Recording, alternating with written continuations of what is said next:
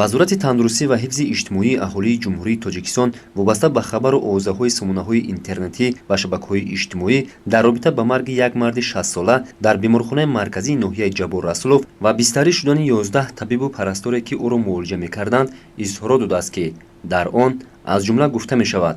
пеш аз ҳама иттилоъ медиҳем ки тибқи маълумоти вазири тандурустӣ ва ҳифзи иҷтимоии аҳолии ҷумҳурии тоҷикистон Насим Олимзода аз 1 феврал то 6 апрели соли равон 7041 нафар шаҳрвандоне ки аз кишварҳои хориҷӣ ба Тоҷикистон ворид гардиданд дар беморхонаҳои сироятӣ ва осеҷгоҳҳои мамлакат ба карантин фаро гирифта шуданд. аз ин шумора то сонаи зикр гардида 4291 нафари онҳо ба хонаҳояшон рухсат дода шуда, айни ҳол 2750 нафарашон дар беморхонаҳои сироятӣ ва осеҷгоҳҳои мамлакат дар карантин қарор доранд. вазорати тандурустӣ ва ҳифзи иҷтимоии аҳолии ҷумҳурии тоҷикистон иттилоъ медиҳад ки то имрӯз 6 апрел дар ҷумҳурии тоҷикистон сирояти коронавирус ба қайд гирифта нашудааст. субҳи имрӯз 6 апрел вобаста ба вазъи эпидемиологии вилояти Суғд сардори раёсати тандурустӣ Фаррух Мақсудзода ва мудири шуъбаи эпидемиологияи вилояти Суғд Рустам Собиров ба муовини вазири тандурустӣ ва ҳифзи иҷтимоии аҳолӣ сардухтури давлатии санитарии ҷумҳурии Тоҷикистон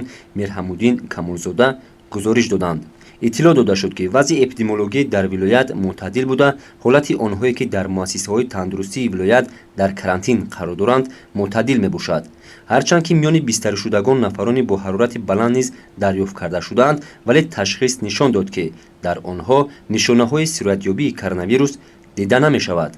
ҳамчунин аз беморхонаи марказии ноҳияи Ҷабор Расулов иттилоъ доданд ки дар ҳақиқат фавти як марди 60-сола дар беморхонаи мазкур дар пайи ташхиси илтиҳоби шуш ё пневмония ба қайд гирифта шудааст. бино ба иттилои манбаъ, қаблан пеш аз фавт аз ин мард ташхиси коронавирус гирифта шуда ва натиҷаи он манфӣ баромадааст, яъне фавтида ҳам ба ин сироят гирифтор набудааст. бинобар ин бо сабаби сирояти коронавирус фавтидани ӯ асоси воқеӣ